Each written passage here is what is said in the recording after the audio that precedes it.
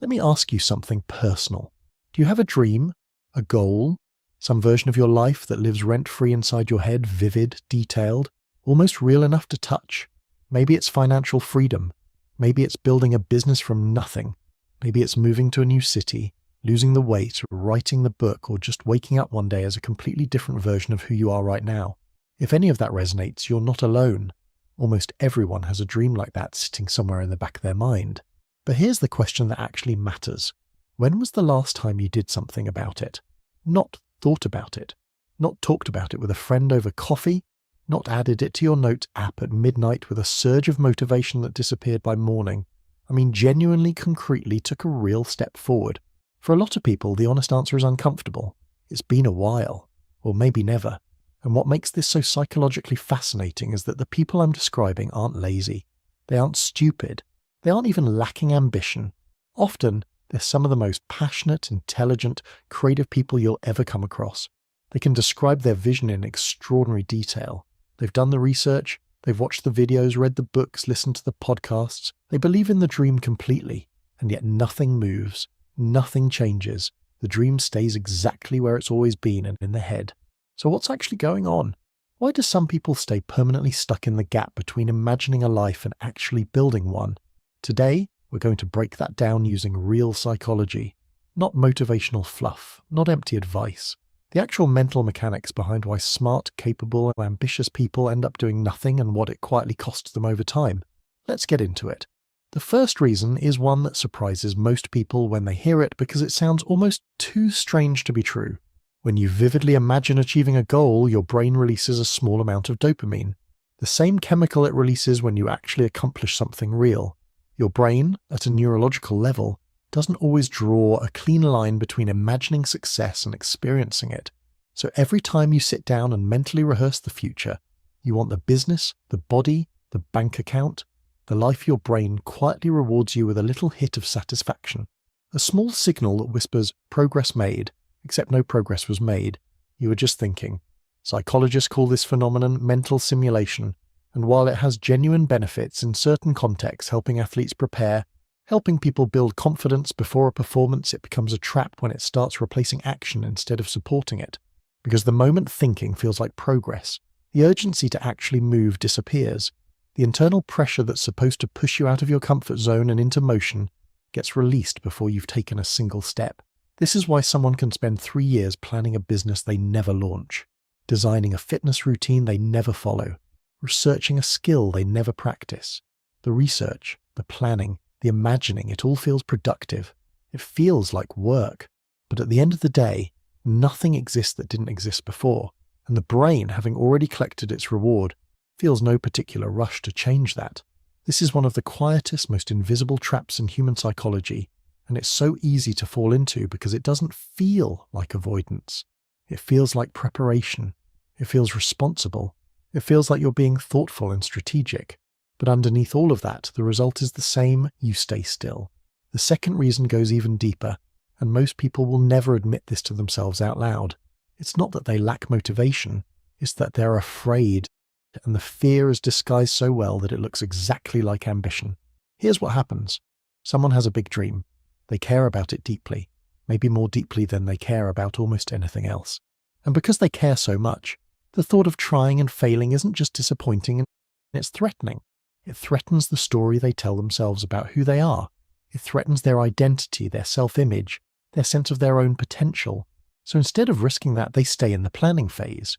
They keep the dream at a safe distance, close enough to feel inspiring, far enough away that it can never actually be tested. Because here's the psychological truth that nobody talks about. As long as you haven't tried, your dream is still perfect. It's still completely possible.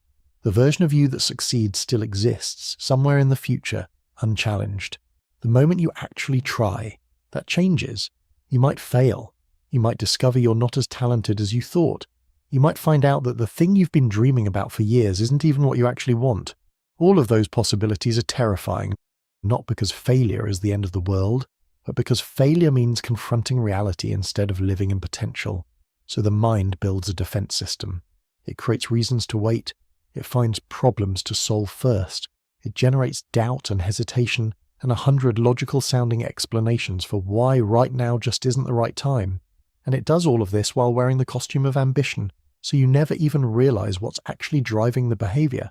Fear of failure dressed up as motivation is one of the most effective forms of self-deception there is. The third reason is something almost every high-achieving person has struggled with at some point, waiting for the right moment. There's a deeply held belief in a lot of people that you need to feel ready before you start, that there's a specific mental and emotional state, confident, prepared, clear, that you have to reach before taking action makes sense. And so they wait for that feeling to arrive. They wait until they know enough, have enough, feel enough. But psychology tells a different story. Research on motivation and behavior consistently shows that readiness is not a prerequisite for action. It's a result of it. You don't get ready and then start. You start, and the act of starting is what generates readiness. Confidence doesn't come from thinking about doing something. It comes from doing it, even badly, even incompletely, and surviving the experience. The problem is that waiting feels responsible. Waiting feels like wisdom. And so people who are actually paralyzed by fear or uncertainty can frame their inaction as patience, as strategy, as waiting for conditions to align. Meanwhile, years pass. The right moment never arrives, because the right moment was never the issue. The issue was the willingness to move without certainty, and that willingness doesn't come from waiting, it has to be chosen. The fourth reason is something that particularly affects thoughtful and intelligent people, and it's called analysis paralysis. These are not shallow thinkers. They go deep. They consider every angle, every possible outcome, every scenario where things could go wrong. They map out contingencies. They think through second and third order consequences. They are thorough in a way that most people never are, and that thoroughness destroys them. Because here's what constant, exhaustive analysis does to the brain: it drains it. Mental energy is a finite resource. Every decision you make, every scenario you run through, and every possibility you weigh costs something.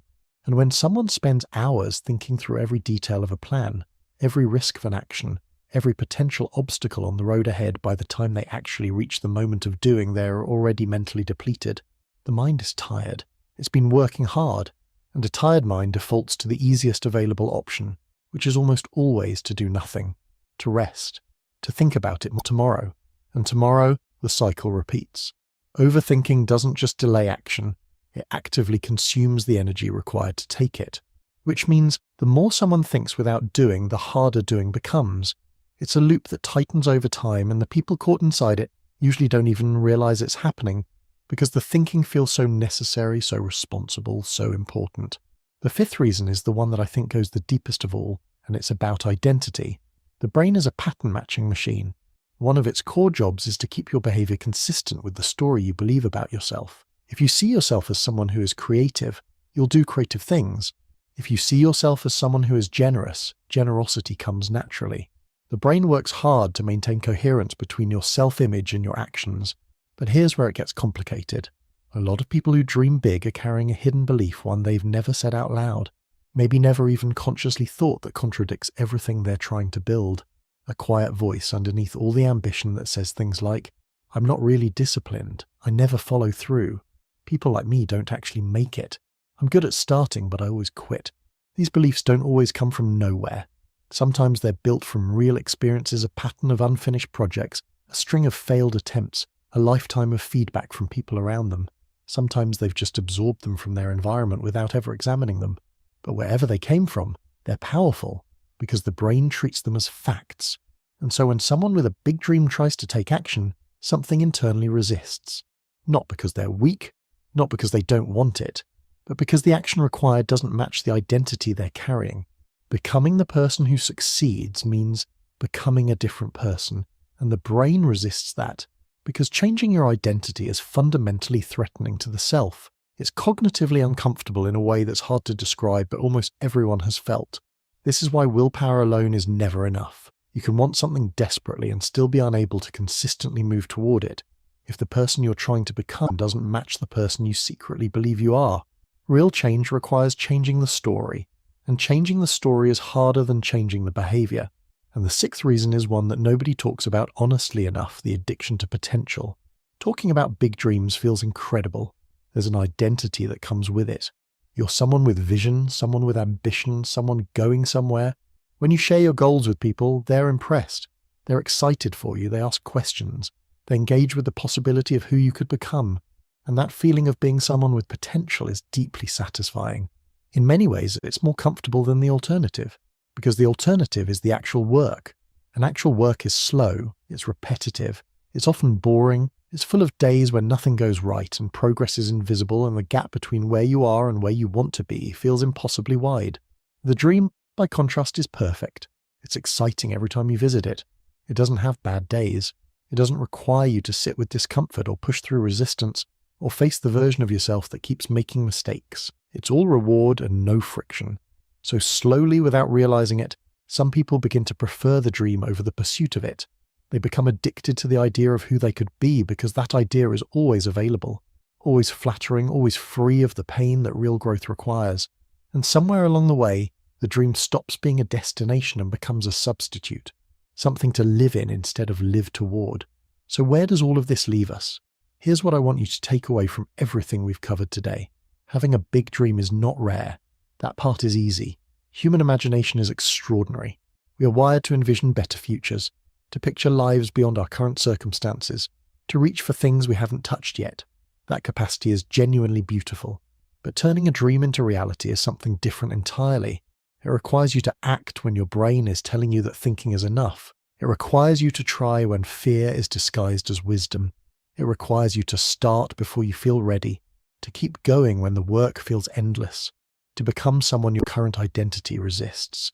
None of that is easy, and the people who manage to do it consistently over time aren't necessarily more talented or more intelligent or more motivated than the people who don't.